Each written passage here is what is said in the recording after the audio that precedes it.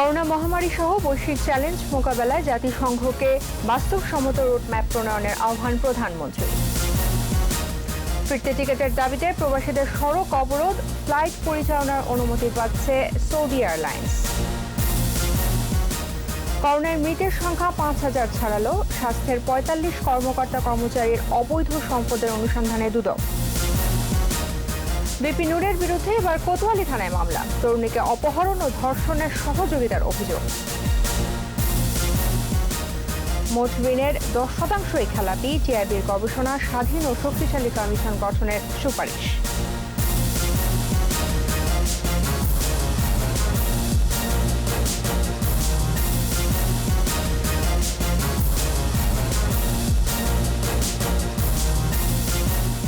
First security ইসলামী bank limited সংবাদ আমন্ত্রণ জানাচ্ছি সন্ধ্যা ৭টার ২১ সংবাদে। সাথে আছে আমি তাজমুল পাটালি। একুশে টেলিভিশনের সংবাদ একই সাথে সরাসরি দেখতে পাচ্ছেন আমাদের ফেসবুক পেজ www.facebook.com/2124 অনলাইনে। মাঝখানে ভ্যানিলা ক্রিম আর দুই পাশে বিস্কুট, ইয়াম্মি মজা। ক্রিমও খাও নিজের স্টাইলে। সংবাদে আরো থাকছে, ৮ বছরে পাচার ১,০০০-এরও বেশি নারী, সক্রিয় ৭-৮টি চক্র, অপরাধ নিয়ন্ত্রণে আছে দাবি সিআইডির।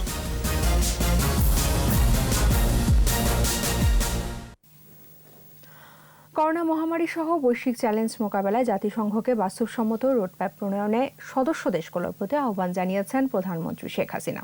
একই সঙ্গে ভূ রাজনৈতিক বিরোধ নিরসনের তাগিদ দেন তিনি। জাতিসংঘের ৭৫তম অধিবেশনে ভার্চুয়াল বক্তব্যে সংস্থাটিকে আরও শক্তিশালী অবস্থানে দেখতে চাওয়ার আশাবাদ জানান প্রধানমন্ত্রী। বিস্তারিত জানাচ্ছেন আকবর হোসেন সুমন। জাতিসংঘের ৭৫তম প্রতিষ্ঠা বার্ষিকী উপলক্ষে মঙ্গলবার বাংলাদেশ সময় ভোর ৪টার দিকে নিউ ইয়র্কে বিশ্ব স্বাস্থ্য সংস্থার সদর দফতরে উচ্চ পর্যায়ের সভায় বক্তব্য দেন বাংলাদেশের প্রধানমন্ত্রী Sheikh Hasina. Mister president, mister secretary general, Excellency's, আসসালামু আলাইকুম। তিনি বলেন, উন্নত ও উন্নয়নশীল বিশ্ব সবার কাছেই জাতিসংঘের প্রয়োজনীয়তা যে এখন অন্য যে কোনো সময়ের চেয়ে বেশি, তা করোনা মহামারী দেখিয়ে দিয়েছে। The challenges of our time, including the current pandemic, go beyond borders. COVID-19 has made the achievements of the 2030 agenda more challenging. The pandemic has shown that both developed and developing nations need the UN more than ever. It has shown us that multilateralism is the way forward. সে সময় ভূ রাজনৈতিক বিরোধ থেকে জাতিসংঘকে দুর্বল করার চেষ্টা মেনে না নেওয়ার আহ্বান জানান প্রধানমন্ত্রী। To take the UN on the right course towards its centenary and beyond, UN at 75 should provide a credible and practical roadmap for delivering on commitments and responding decisively to global challenges. We must not allow our geopolitical rivalries to weaken the UN. বিশ্ববাসীর কল্যাণ ও উন্নয়নে জাতিসংঘের সব কর্মীর অক্লান্ত পরিশ্রম ও আন্তরিকতার প্রশংসা করেন প্রধানমন্ত্রী। বিশ্ব শান্তি রক্ষায় বাংলাদেশের অবস্থানও তুলে ধরেন তিনি। We commend the UN Secretary General for keeping the flag of multilateralism high. I also pay tribute to all frontline UN staff and agencies for their tireless efforts and dedication. Bangladesh is being benefited from UN-led efforts for our development. Also, in our modest way, we are contributing to the UN in fulfilling its mandates. ২৬ September জাতিসংঘের সাধারণ পরিষদ অধিবেশনে ভাষণ দেবেন প্রধানমন্ত্রী শেখ হাসিনা। আকবর হোসেন সুমন, একুশে television. প্রবাসী শ্রমিকদের বিক্ষোভের পর সৌদি এয়ারলাইন্সকে চাহিদা মাফিক ফ্লাইট পরিচালনার অনুমতি দিচ্ছে বেসামরিক বিমান চলাচল কর্তৃপক্ষ। এর আগে টিকিটের দাবিতে হোটেল সোনারগাঁওয়ে সৌদি এয়ারলাইন্সের সামনে বিক্ষোভ করে প্রবাসী কর্মীরা। এক পর্যায়ে সড়কে নেমে আসলে ফার্মগেট শাহবাগ সড়কে সৃষ্টি হয় তীব্র যানজট। জসিম জুয়েলের সহায়তায় মাহমুদ হাসানের রিপোর্ট।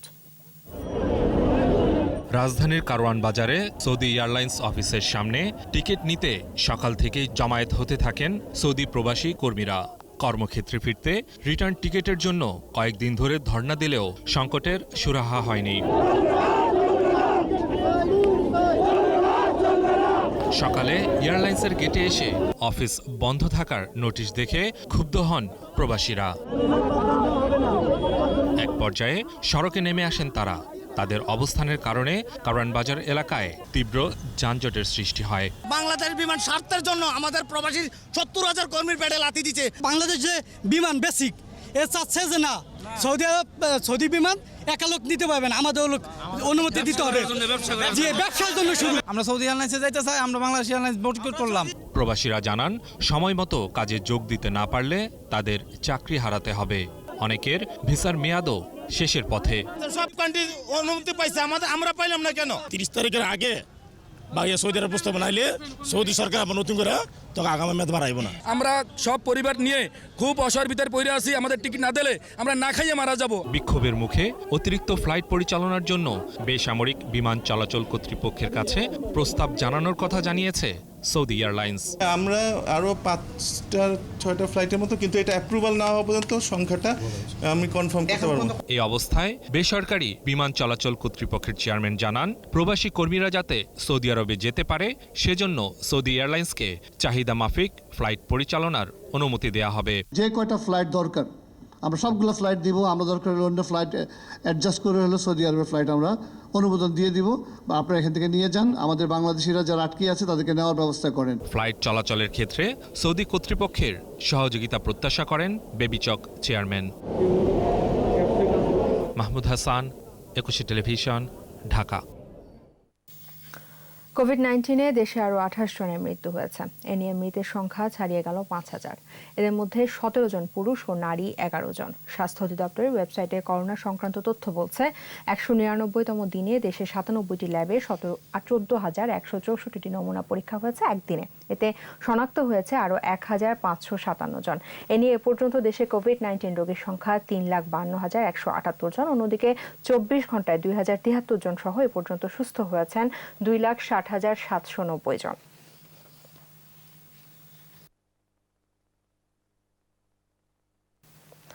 স্বাস্থ্য অধিদপ্তরের 45 জন কর্মকর্তা কর্মচারীর অবৈধ সম্পদের অনুসন্ধানে নেমেছে দুদক।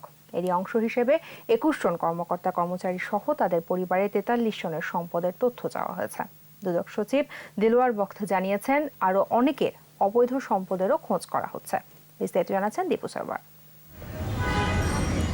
স্বাস্থ্য খাতের দুর্নীতিতে জড়িয়ে দেশে বিদেশে হাজার কোটি টাকার সম্পদ গড়েছেন সাবেক হিসাব রক্ষণ কর্মকর্তা আফজাল হোসেন ও তার স্ত্রী রুবিনা খানম। দুর্নীতি দমন কমিশনের মামলায় দীর্ঘদিন পলাতক থেকে শেষ পর্যন্ত আদালতে আত্মসমর্পণ করা আফজালকে রিমান্ডে নিয়ে জিজ্ঞাসাবাদ করা হচ্ছে। তবে তার স্ত্রী এখনও পলাতক।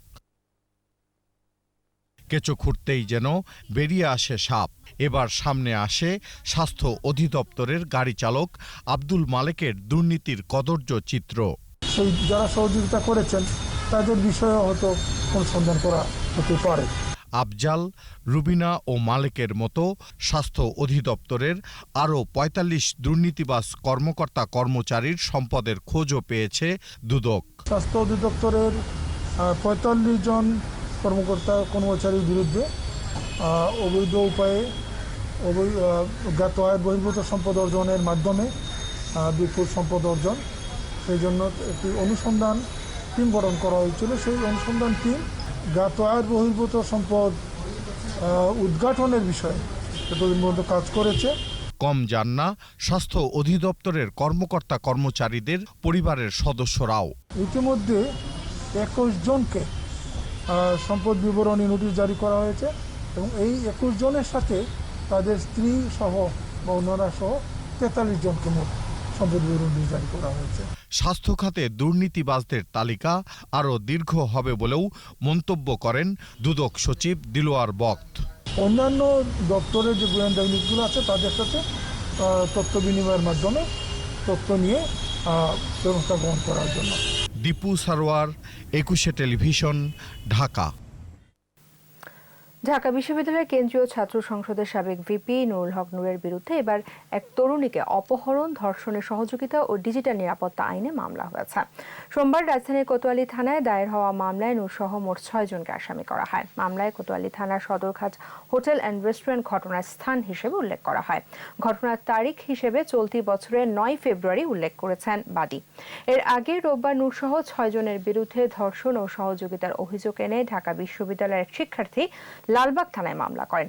এই ঘটনায় সোমবার রাতে নূরকে আটক করা হলো, পরে তাকে ছেড়ে দেওয়া হয়। এই 2 মামলা দায়েরের প্রতিবাদে নূর সমর্থকরা জাতীয় প্রেস ক্লাব ও ঢাকা বিশ্ববিদ্যালয় এলাকায় মিছিল ও সমাবেশ করে। সমাবেশ থেকে মামলা প্রত্যাহারের দাবি জানানো হয়। এদিকে রাজধানীতে এক অনুষ্ঠানে স্বরাষ্ট্রমন্ত্রী বলেন, নূরের বিরুদ্ধে মামলা আইনি প্রক্রিয়ায় চলবে।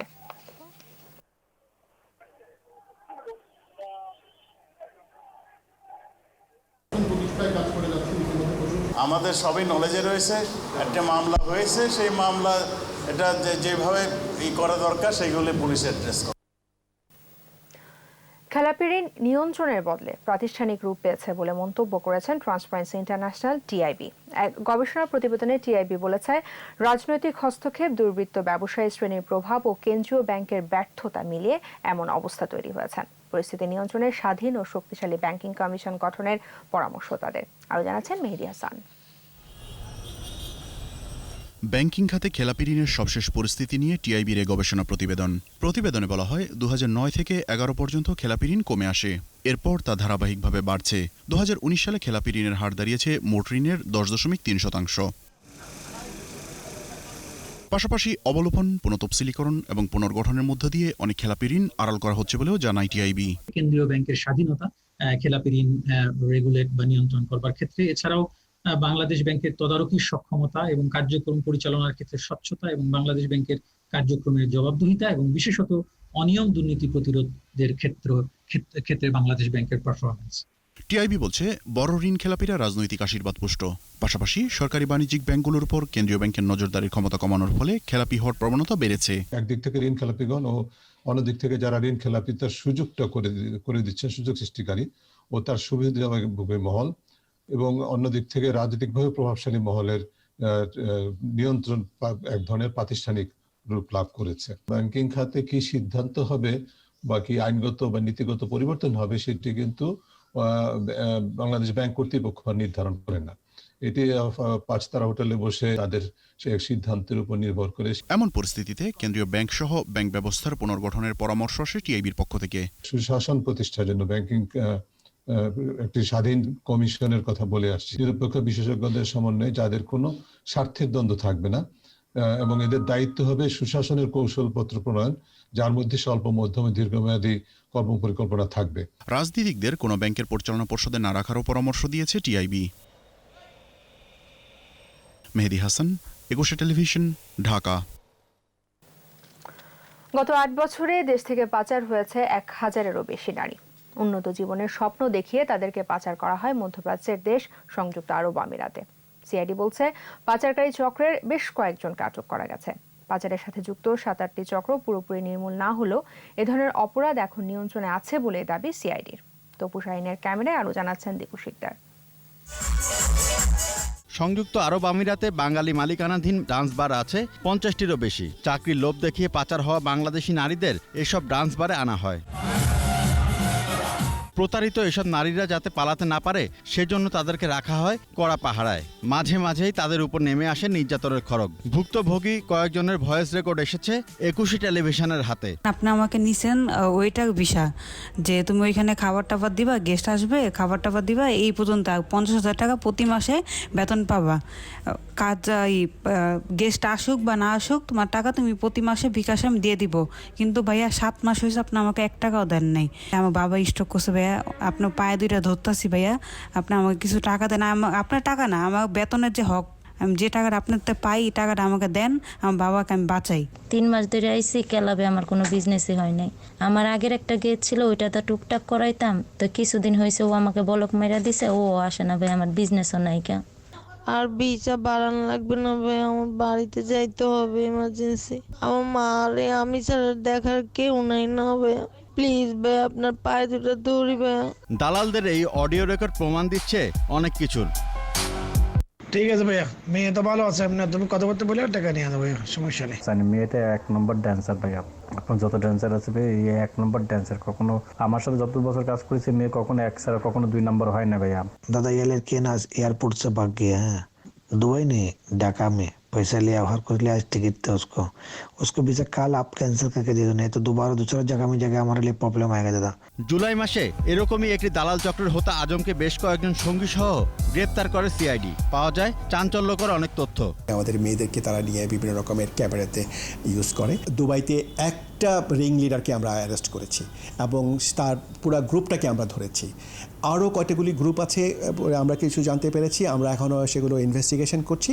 আমরা চেষ্টা করছি আর যখন শেষ হবে আমাদের ইনভেস্টিগেশন এবং যদি আমরা প্রাইমা ফেসি কেস ওদের বিরুদ্ধে প্রুভ হয় তাহলে আমরা তাদেরকে আমরা নিয়ে আসবো। চক্রগুলোকে পুরোপুরি নির্মূল করা না গেলেও তারা কোণঠাসা অবস্থায় আছে বলে দাবি করেন সিআইডি প্রধান। তো আমাদের কাছে ইনকোয়ারিতে যেভাবে আমরা পাচ্ছি এভিডেন্স, তাতে মনে হচ্ছে যে আরও থাকার যথেষ্ট সম্ভাবনা আছে।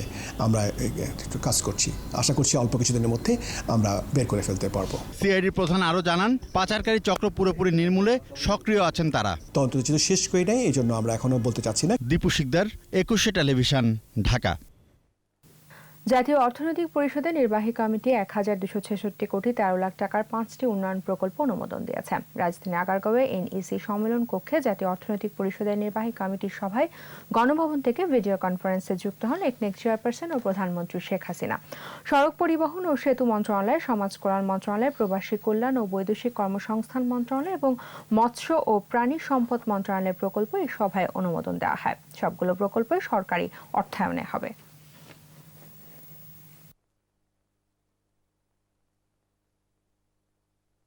তার বার্তা হলো আপনারা সড়ক নির্মাণের ক্ষেত্রে বি ভেরি কেয়ারফুল, চিন্তা করে বানাবেন যাতে এটা আমাদের যথাযথ কাজে লাগে, মেনটেন করা যাবে, আমরা আর্থিকভাবে এটা মেনটেন করতে পারবো এবং অপ্রয়োজনীয় খামকা বাড়ি আমার বাড়ির পাশ দিয়ে যাবে, ওইটা শর্ট হবে, ডিস্টেন্স একটু কমে যাবে 3 মাইল, এই ধরনের মানসিকতা বাইরে আমাদের আসতে হবে। 14 বছর কন্ডেম সেলে থাকা মোহাম্মদ হুমায়ুন কবিরের সাজা কমিয়ে খালাস দিয়েছেন সুপ্রিম কোর্টের আপিল বিভাগ। প্রধান বিচারপতি সৈয়দ মাহমুদ হোসেনের নেতৃত্বে আপিল বেঞ্চ দ্রুত হুমায়ুন কবিরকে মুক্তি দেওয়ার নির্দেশ দেন। রাষ্ট্রপক্ষ জানিয়েছে পূর্ণাঙ্গ রায় বিবেচনা করে রিভিশন আবেদনের বিষয়ে সিদ্ধান্ত নেওয়া হবে। বিস্তারিত শাকির আরজুর রিপোর্টে। 2004 সালে কুমিল্লার লাকসামে স্কুলে যাওয়ার জন্য বাড়ি থেকে বের হয় 8 বছরের শিশু জ্যোতি। তবে স্কুলের ঘণ্টা পড়ে যাওয়ায় পথে ব্রিজের উপরে বসে থাকে সে। সে সময় তার স্কুলের 2 শিক্ষার্থী আসামি হুমায়ুন কবিরের সঙ্গে জ্যোতিকে কথা বলতে দেখে। এরপর আর তাকে পাওয়া যায়নি। 4 দিন পর জ্যোতির মরদেহ উদ্ধার করে পুলিশ।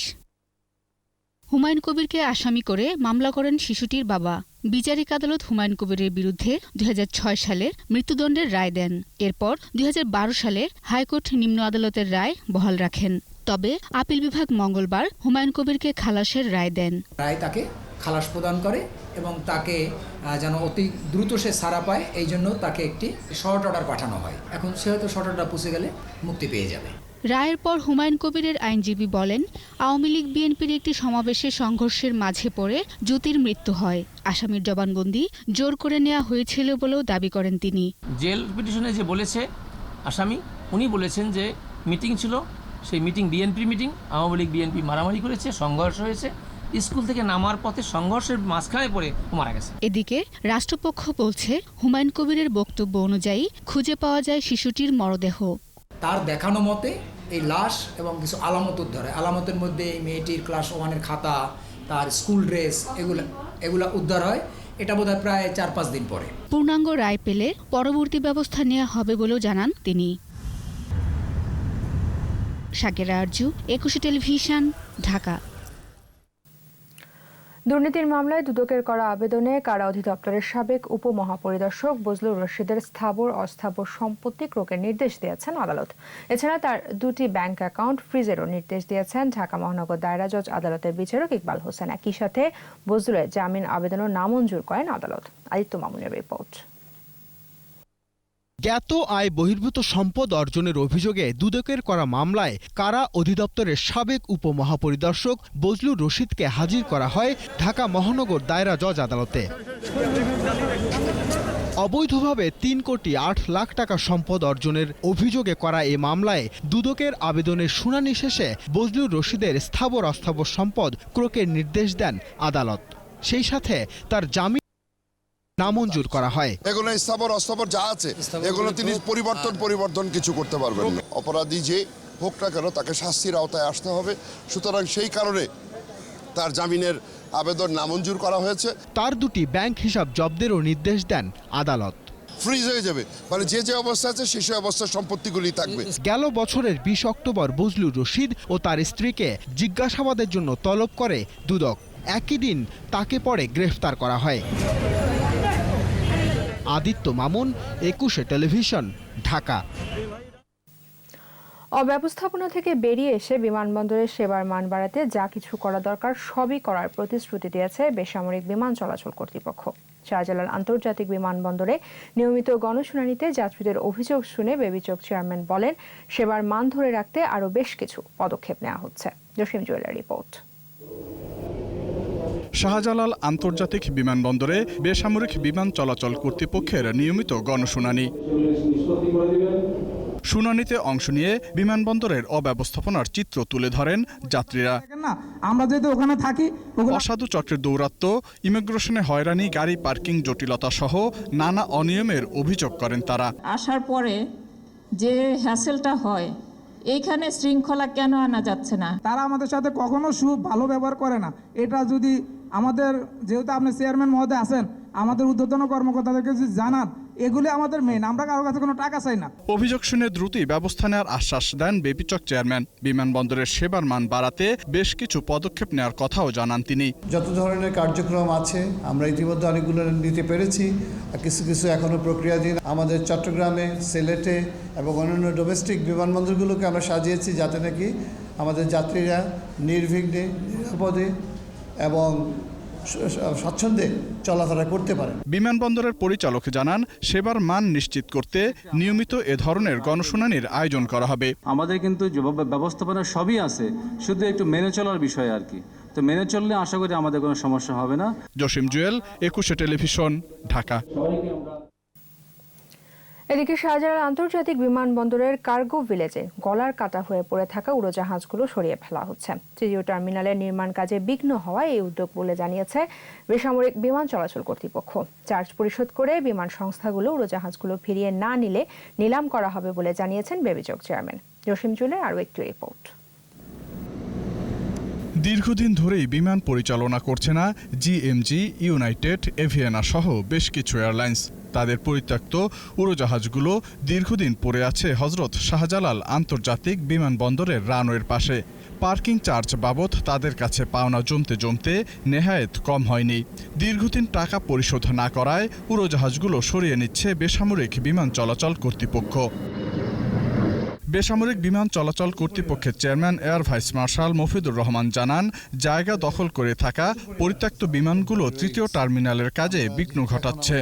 থার্ড টার্মিনালের কাজ, ওখানে এক্সপোর্ট ইম্পোর্ট কার্গো টার্মিনাল হবে, এই জায়গাটা আমাদের জন্য অত জরুরি। তাই আমরা আপাতত যেটা করছি, বিমানগুলোকে আমরা অন্যত্র সরিয়ে নিয়ে যাচ্ছি।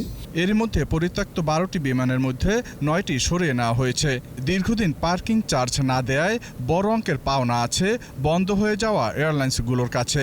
সংস্থাগুলোকে অলরেডি জানিয়েছি যে তারা যদি সরিয়ে না আনে, আমরা তাদেরকে বাজেয়াপ্ত করবো বিমানগুলো, এবং বাজেয়াপ্ত করার পরে আমরা হয়তো বা যেগুলো অকেজ বিমান হয় ধ্বংস করে ফেলবো, নাহলে আমরা অকশন করে ফেলবো। ফি পরিশোধ না করলে আইন অনুযায়ী ব্যবস্থা নেবে বেসামরিক বিমান চলাচল কর্তৃপক্ষ।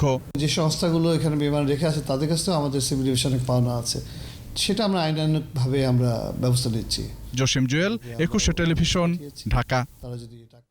আমদানি রপ্তানি বাণিজ্য গতিশীল করতে সব বন্দরের সক্ষমতা বাড়ানো জরুরি বলে মনে করছেন ব্যবসায়ী ও অর্থনীতিবিদরা। এছাড়া সম্ভব হলে বন্দর সংক্রান্ত একটি পৃথক মন্ত্রণালয় গঠনের পরামর্শ তাদের তাগিদ দিয়েছেন গভীর সমুদ্র বন্দর নির্মাণ প্রকল্প দ্রুত বাস্তবায়নে। তহিদুর রহমানের রিপোর্ট। আমদানি রপ্তানি বাণিজ্যিক গতি আনতে সরবরাহ ব্যবস্থা জোরদারে করণীয় নিয়ে Dhaka chamber of commerce and industry DCCI এর এই অনলাইন আলোচনা। সংগঠনটির সভাপতি শামস মাহমুদের সঞ্চালনায় ভার্চুয়াল এই সভায় যুক্ত হন বিভিন্ন খাতের ব্যবসায়ী নেতারা। যোগ দেন জাতীয় রাজস্ব বোর্ড ও বন্দর ব্যবস্থাপনার সঙ্গে উঠে আসে বন্দরগুলোর সক্ষমতা বৃদ্ধির পাশাপাশি রেল ও সড়ক পথে গতি আনার নানা পরামর্শ। 3 দিনের জন্য হঠাৎ পেট্রোপোল বন্ধ হয়ে গেল, বর্ডার বন্ধ হয়ে গেল। কেন? কারণ বেনাপোল বন্ধ, কারণ ওরা ওইখান থেকে এক্সপোর্ট করতে দেবে না বাংলাদেশে, আর বাংলাদেশে আমরা ইম্পোর্ট করবো না, আর বাংলাদেশে আমরা সব ট্রাক নিয়ে বসে আছি। One of the main reasons is এখানে এতগুলো ministry coordination, there are a lot of agencies who are working, so coordination is a big part. Daily 8 থেকে 10,000 ট্রাক বাংলাদেশের এখানে আসে চট্টগ্রামে, but there is no truck terminal. অর্থনীতিবিদরা জানান, আমদানি রপ্তানি প্রক্রিয়া সম্পন্ন করতে এখনও প্রতিবেশী দেশের তুলনায় বাংলাদেশে বেশি সময় লেগে যায়, আর এতে বৈদেশিক বাণিজ্যে খরচ বাড়ে বলে মত তাদের। Relative incentive rather than absolute incentives matter. Relative incentives are right now. তবে আমদানি রপ্তানি বাণিজ্য সংশ্লিষ্ট সব পক্ষের মধ্যে সমন্বয়ের উপর গুরুত্ব আরোপ করলেন সেবা সংস্থাগুলোর প্রতিনিধিরা। বন্দর একটা কুলির ভূমিকা পালন করে। সুটকেসের ভিতরে কি আছে, যে কুলির যেমন এখতিয়ার নাই জিজ্ঞেস করার, বন্দরেরও এখতিয়ার নেই। A comprehensive logistic policy and a coordinated effort, and also a creation of a subdivision under a ministry. বন্দর ও যোগাযোগ ব্যবস্থার উন্নয়ন হলে ব্যবসা সহজীকরণের বৈশ্বিক সূচকে বাংলাদেশের অবস্থানে ইতিবাচক পরিবর্তন আসবে বলে মত ব্যবসায়ী ও অর্থনীতিবিদদের। তৌহিদুর রহমান, 21 টেলিভিশন, ঢাকা। মৎস্য ও প্রাণী সম্পদ মন্ত্রণালয়ের মন্ত্রী অ্যাডভোকেট সৌম্য রেজাউল করিমের মা মাজেদা বেগমের দাফন সম্পন্ন হয়েছে। সোমবার রাতে ইন্তেকাল করেছেন তিনি। ইন্না লিল্লাহি ওয়া ইন্না ইলাইহি রাজিউন। তিনি বার্ধক্যজনিত কারণে খুলনা সিটি মেডিকেল কলেজ হাসপাতালে গত 3 দিন ধরে চিকিৎসাধীন ছিলেন। আজ সকালে মরহুমার নামাজে জানাজা তার গ্রামের বাড়ি পিরোজপুরের নাজিরপুর উপজেলার তারাবুনিয়া ঈদগাহ ময়দানে অনুষ্ঠিত হয়েছে। পরে তাকে পারিবারিক কবরস্থানে দাফন করা হয়। তার মৃত্যুতে প্রধানমন্ত্রী, রাষ্ট্রপতি, স্পিকার ও আইনমন্ত্রী শোক জানিয়েছেন।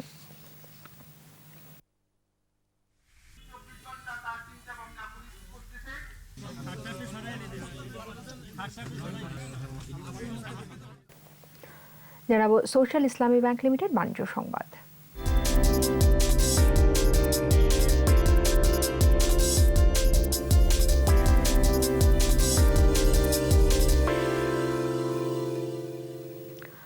টানা দরপতনে ফের 5,000 পয়েন্টের নিচে নামলো ঢাকা স্টক এক্সচেঞ্জের সূচক। মঙ্গলবার ডিএসইতে লেনদেন হওয়া 356টি প্রতিষ্ঠানের মধ্যে দর বেড়েছে 75টির, কমেছে 252টির, আর অপরিবর্তিত ছিল 29টি দর।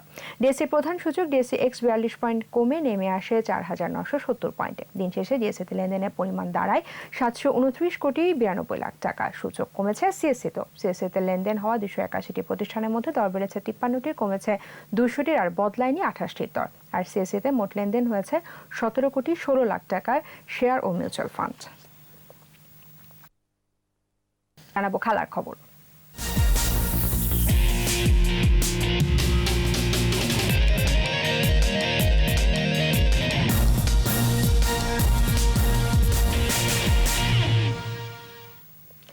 বৃহস্পতিবার থেকে শুরু হচ্ছে 3 দিনব্যাপী জয়তু শেখ হাসিনা আন্তর্জাতিক অনলাইন চেস টুর্নামেন্ট। রাজধানীর একটি হোটেলে সংবাদ সম্মেলনে এ তথ্য জানান আয়োজকরা। প্রধানমন্ত্রী শেখ হাসিনার 74তম জন্মদিন উপলক্ষে এই প্রতিযোগিতার আয়োজন করা হয়। প্রতিযোগিতায় 15টি দেশের 74 জন প্রতিযোগী অংশ নেবে। বাংলাদেশ সহ একাধিক দেশের 14 জন গ্র্যান্ডমাস্টারও অংশ নিচ্ছেন এই প্রতিযোগিতায়। সাউথ এশিয়ান চেস কাউন্সিল এই প্রতিযোগিতার আয়োজন করছে।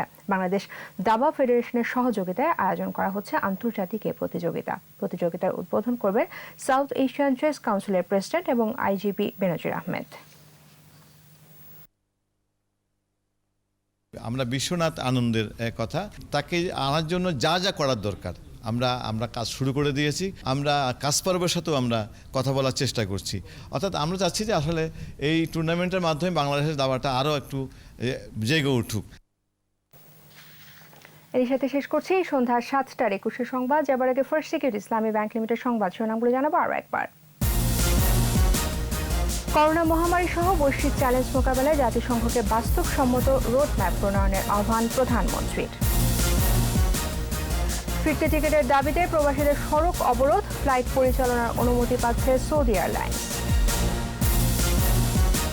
করোনায় মৃতের সংখ্যা 5,000 ছাড়ালো। স্বাস্থ্যের 45 জন কর্মকর্তা কর্মচারীর অবৈধ সম্পদের অনুসন্ধানে দুদক। বিপিন নুরের বিরুদ্ধে এবার কোতোয়ালি থানায় মামলা, তরুণীকে অপহরণ ও ধর্ষণের সহযোগিতার অভিযোগ। মোট ঋণের 10% খেলাপি, টিআইবির গবেষণা, স্বাধীন ও শক্তিশালী কমিশন গঠনের সুপারিশ।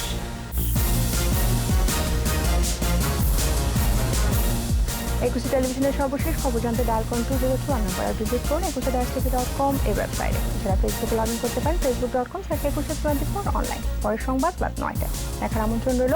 স্বাস্থ্যবিধি মেনে চলুন, সুস্থ থাকুন। সবাইকে ধন্যবাদ।